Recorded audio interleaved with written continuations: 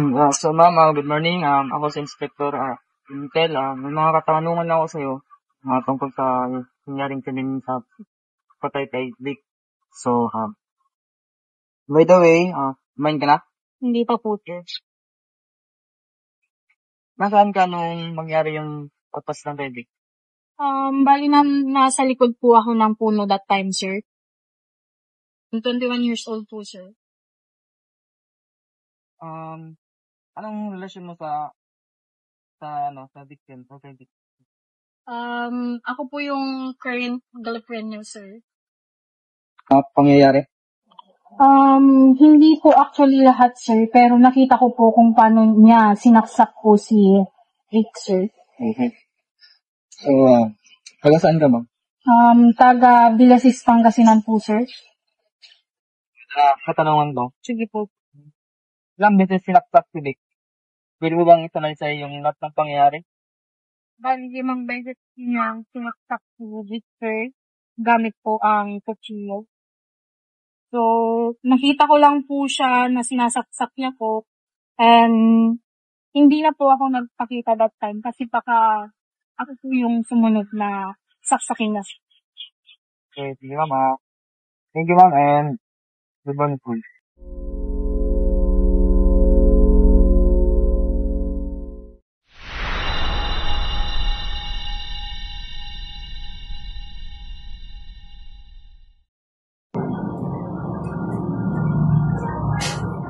Magandang umaga. Ako si Inspector Ocomen. Ikaw ay may karapatang kumuha ng iyong abogado upang ipagtanggol ka. Ang lahat ng iyong sasabihin ay nakukuha sa CCTV footage or nakarecord.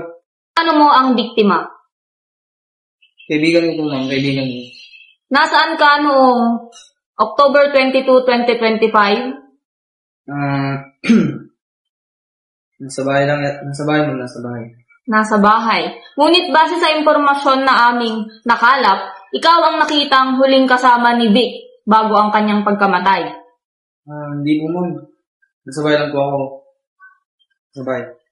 Paano mo maitatanggi na nasa bahay ka or hindi ikaw ang kasama ni Vic nung araw na pumanaw siya, may nakitang ebidensya na pwedeng makapagturo na ikaw ang kanyang kasama?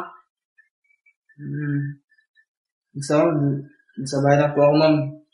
So, paano mo may papaliwanag ang pulseras na ito? Ay nakuha mula sa likod ni Vic. Hindi ba't sa'yo ito? Oo ma'am, pero sa akin yan. Paano mo ito mapapaliwanag ngayon at itinatanggi mo na hindi ka kasama ni Vic nung araw ng October 22? Wala naman. Niram niya sa akin. Niram lang siguro niya sa akin yan.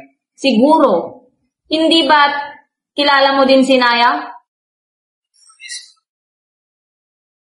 Sino si Naya? Kaibigan ko tapos boyfriend niya si Vic.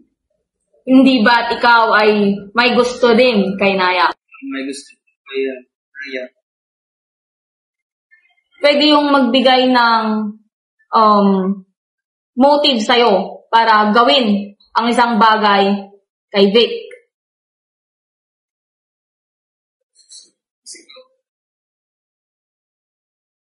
Kasi yatay ko si Vic man dahil nga gusto ko yung sinaya tapos dahil sa pagsiselos ko. Kahit na matalik mong kaibigan si Vic, nagawa mo yon dahil lang sa isang babae? Hindi mo masisimulan kasi gusto ko kasi yung taong girlfriend niya. Kaya siguro sa selos, madala lang sa selos, kaya ginawa ko yung pagpasang sa sarili kong kaibigan.